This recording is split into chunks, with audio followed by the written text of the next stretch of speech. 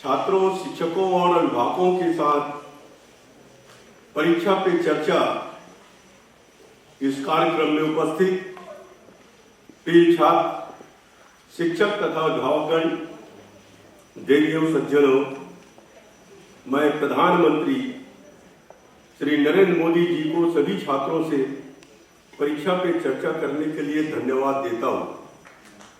कुछ वर्ष पहले प्रधानमंत्री ने स्वयं एग्जाम वॉरियर्स पुस्तक लिखी थी और परीक्षाओं को किस प्रकार धैर्य और आत्मविश्वास के साथ फेस करना चाहिए, इस पर छात्रों से चर्चा की थी। आज की चर्चा इससे और अधिक उपयुक्त मोड़ पर नहीं हो सकती। एसएससी तथा एचएससी बोर्ड परीक्षाएं शुरू होने वाली है। स्कूल और कॉलेज और लाखों छात्र विभिन्न परीक्षाओं के लिए प्रैक्टिकल एग्जाम की तैयारी कर रहे हैं।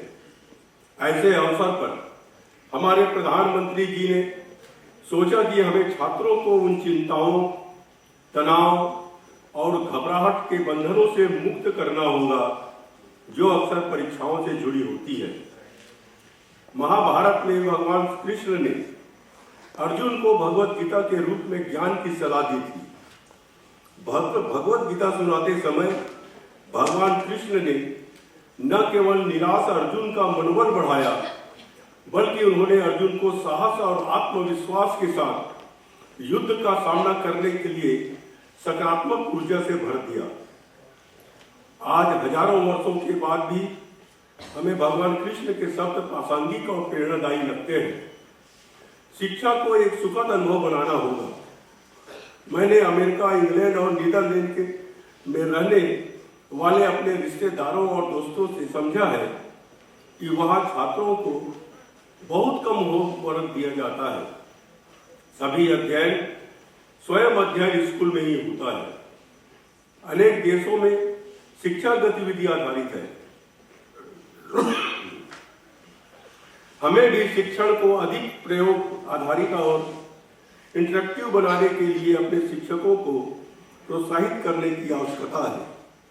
विद्यार्थियों के लिए गृह कार्य कम करना उनके तनाव को कम करने का पहला कदम हो सकता है। दूसरे, खेल का समय और अवकाश बढ़ाया जाना चाहिए। फिनलैंड के छात्रों को प्रत्येक 45 मिनट की कक्षा के बाद 15 मिनट का अवकाश दिया जाता है। शिक्षा जितनी कक्षा के अंदर होती है उतनी ही कक्षा के बाहर होती है, इसलिए अवकाश को वेस्ट ऑफ टाइम नहीं मानना चाहिए। दूसरी बात, हमें स्कूलों में असमानताओं को कम करना होगा। ग्रामीण क्षेत्रों और शहरी क्षेत्रों के स्कूल के बीच बाहरी असमानता है। हमें एक लेवल प्लेइंग फील्ड बनाना होगा जहां छात्रों को उच्च गुणवत्ता वाली शिक्षा मिल सके, चाहे उनका स्कूल गांव में हो या शहर में स्थित हो। आज भारत सूचना प्रौद्योगिकी में अग्रणी है। हमें देश भर के छात्रों को सर्वोत्तम शिक्षण अनुभव प्रदान करने के लिए प्रौद्योगिकी का उपयोग करना चाहिए। स्कूलों में ऑनलाइन और ऑफलाइन कक्षाओं का अच्छा मिश्रण होना चाहिए। शिक्षकों को सशक्त बनाना होगा और उसके लिए नियमित रूप से मध्यावधि प्रशिक्षण का आयोजन करना होगा।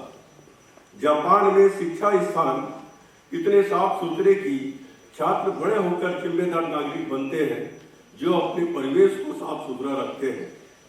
मैं स्कूल अधिकारियों से यह सुनिश्चित करने का आह्वान करूंगा कि स्कूल अत्यंत साफ सुथरे हों, वहां अच्छी स्वच्छता सुविधाएं, अच्छी संख्या में शौचालय हो। छात्रों की सीखने की प्रक्रिया में माता पिता की भागीदारी महत्वपूर्ण है। बच्चों की शिक्षा को आनंददायक और सार्थक बनाने के लिए माता पिता और शिक्षकों को मिलकर काम करना चाहिए। बच्चों को अच्छा नागरिक बनाने पर अधिक जोर देने की जरूरत है। भारत में वायु प्रदूषण, ध्वनि प्रदूषण, जल प्रदूषण का स्तर सबसे अधिक है। दूसरे देशों में गाड़ियों द्वारा हॉर्न नहीं बजाया जाता। भारत में आप हवाई अड्डे पर पहुंचते ही सबसे ज्यादा हॉर्न सुनाई देते हैं। अंत में नैतिकता और नैतिक मूल्यों पर भी जोर देने की जरूरत है। स्वामी विवेकानंद चाहते थे कि शिक्षा मनुष्य का निर्माण करे। मैं छात्रों, शिक्षकों और अभिभावकों से हमारे माननीय प्रधानमंत्री के संदेश को जीवन में उतारने का आग्रह करता हूँ।